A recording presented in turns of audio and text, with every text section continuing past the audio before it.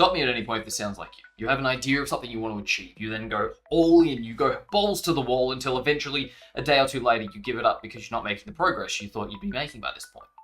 Because that's exactly what I go through. That's one of those things that I find myself constantly having to struggle with. My mind goes, here is this new shiny toy, delve into it, and then when I don't achieve those goals that are in my head of what it's meant to look like, well, then I struggle. I push to the side and find the next shiny toy to pick up. See, beginning of this year, I decided to reformat the way that I think about it. Instead of going, ooh, shiny toy, let me play with it, it's, ooh, shiny toy, let me continue playing with it for a longer amount of time so I get more enjoyment out of it. And to better explain this, let me give you an example. In a video game, when you jump into the world, you have to level up. You have the basic tools, you have the basic people you want to be talking to, and then you go out and you verse the first enemy.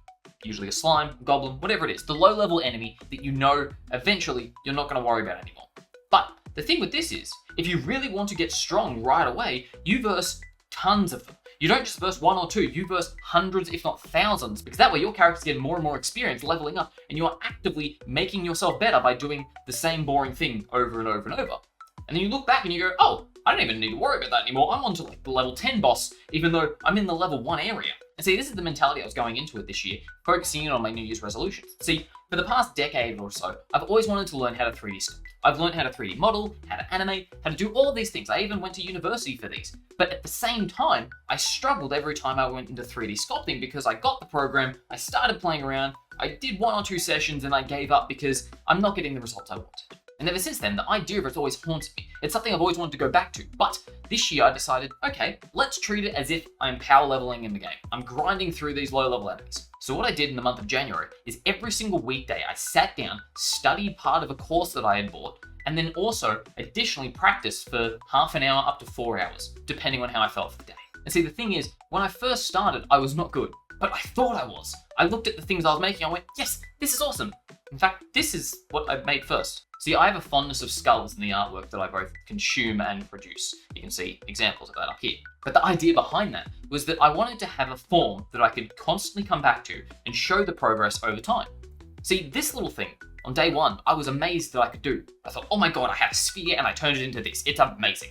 And this isn't a new feeling to me. See, over the past decade, I've made 3D models. I've made things that I could print, and I love the idea of having a concept in my head that I can then form into this digital thing that I can then chuck on one of my 3D printers and have in my hand. So the skull was my practice item. It was the gauge in which I could tell what level I had gotten to, my experience bar, if you will. And so the month went on. I started doing this daily progress. I thought of it less of a thing that I needed to do and more of, oh, okay, it's hunting time. It's time to grind my level up. And one of the things I love to follow throughout all of this is inspired by Stephen King. Basically, he has this practice in which every single day he locks himself in a log cabin. He sits down and he's either allowed to write or do nothing. He's allowed to look out the window, stare at the world, and do nothing.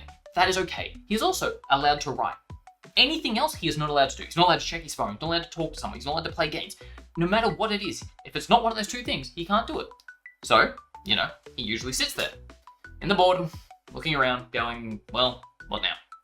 And eventually, that boredom catches up to him and he goes, okay, fine, I'll do the work. So as I was going through and doing my daily practices, I kept this in mind. I can sit down for half an hour. I can either do the work or I can not do anything. I can stare out my windows and do nothing. But one of those 2 things, nothing else. And so I kept this mentality. I sat down every day going for at least half an hour. I can either do the sculpting or I can stare out my window doing nothing. Not allowed to do anything in between. Can't watch videos, can't play games, can't talk to people. It's just a moment in time in which I am either here with my work or thinking. And funnily enough, I got bored of the thinking pretty quickly, so I started doing the work. And again, it was a case of follow a tutorial, watch it, and then just make something. Practice the skills of actively going through and sculpting lines and whatnot. And eventually, at the end of January, I made this. Now, there are probably some expert sculptors or anatomists that look at this and go, that's wrong, that doesn't look good. But at the same time, in 30 days, 31 technically, this is what I started with. And then this is what I got to. That is an astounding amount of progress for someone who struggled for a decade to even make the first one. So as we're in February now, start to think how many people have given up on that shiny toy that they thought they wanted because really, all they wanted was the dopamine hit of saying they were doing it. See, if you really wanted to make the progress, you'd sit down and you'd start grinding on these lower level enemies. You'd practice that thing every single day. You'd set up rules and go, okay, this is what I'm doing every day. If I don't do that, then, well, there's no point. And it's genuinely astounding the results that you can make. I didn't believe I'd make something this good. I'm looking forward to seeing what happens at the end of my 3-month stint of practicing this skill. So think about it next time that you have something you want to achieve. Hell, you may already have a New Year's resolution that you kind of gave up on, but you don't want to. Sit down, develop a system that actually keeps you accountable every single day. For me, it was the real life RPG system.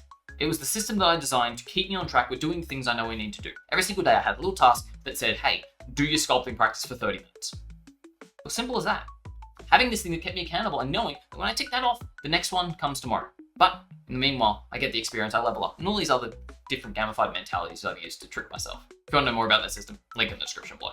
But create something for yourself that keeps you accountable every single day, that keeps you marking off. And all the while, when I was making the real life RPG system, I was taking daily screenshots. See, because having that daily progress documented is astounding. I didn't remember how bad the first one was because I was focusing on how bad the current one was. But when I started comparing just a month's worth of progress, I was astounded because I had gone leaps and bounds past where I thought I was going to. So create the system that keeps you accountable, shows you the progress you're making, and you will be amazed at how much you actually get done over a month. And right now, if you feel inspired, come join the Discord that we've created. Share your journey alongside everybody else that's there as well. And we can hopefully continue this progress in our lives, leveling up by grinding on these lower level enemies until we get to the mid level enemies, until we get to the boss level enemies, and eventually we become unstoppable. But like always, the journey of 1,000 miles starts with a single step. So take your step today and start making the life that you want to live.